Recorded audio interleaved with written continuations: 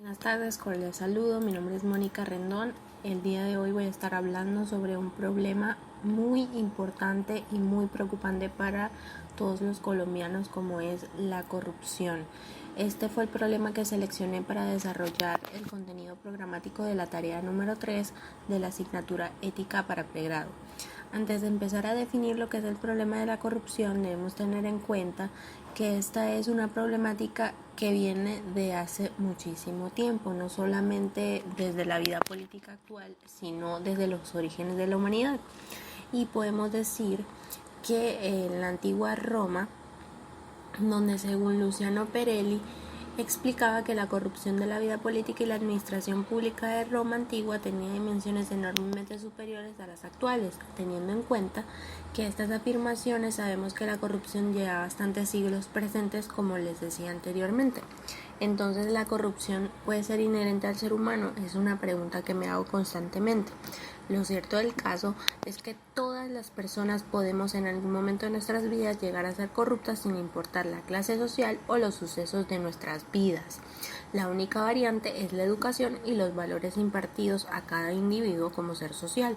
Esto nos indica que la corrupción no es inherente al ser humano, pero surge una nueva cuestión. Y es aquí donde me pregunto, ¿la corrupción es inherente a la sociedad? Según Casado 2011, ninguna sociedad, ninguna colectividad humana puede ser calificada de corrupta o racista. Y siguiendo con la línea anterior, hay corruptos como hay racistas en todas partes. Sucede que en una sociedad corrompida, cuando muchos de sus integrantes piensan que es algo inevitable, lo cual indica que la corrupción es un mal que es inherente a la sociedad y al ser humano, por tal motivo, cuando identificamos que un individuo comete ese tipo de actos de corrupción y los demás individuos conforman una sociedad, simplemente se hacen de la vista gorda, participan activamente en el delito y expanden la corrupción, bien sea porque esto les va a generar un beneficio personal. En el caso particular de Colombia, la corrupción va en constante crecimiento, no solamente en las instituciones privadas, sino especialmente en las públicas, que hace que esto, por supuesto, sea un mal de cada día, donde prácticamente muchos ciudadanos estén involucrados y esto genere graves problemas a los estratos más bajos y a las poblaciones más vulnerables.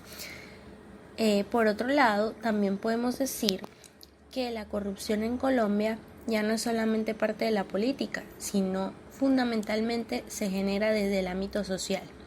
Y es que los líderes comunitarios y culturales, en el incumplimiento de las normas, hacen e influyen que la corrupción sea muy evidente y clara en el país. Además, como lo dijo Emile Durkheim, la cultura tuvo su origen en la sociedad, y con esta ideología pues nos queda muy claro que la corrupción empieza desde la comunidad, desde la sociedad, y que todo se une a la cultura.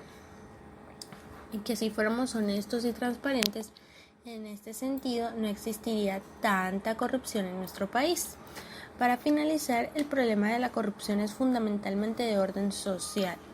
No se limita al ámbito ético individual, sino a lo social. Por lo tanto, es materia de estudio sociológico porque tiene sus causas y efectos sociales. Y además de esto, alude a una necesidad de estudiarla desde el punto de vista ético. El atractivo del dinero es suficientemente grande como para que se olviden los repartos respecto a la forma en cómo éste es obtenido, desde el punto de vista de la actividad social de una persona. Eso hace que parta de un ambiente general donde el tráfico de influencias es mirado con normalidad, y aún así este tipo de comportamientos parecen ser la norma del día de hoy. Muchas gracias.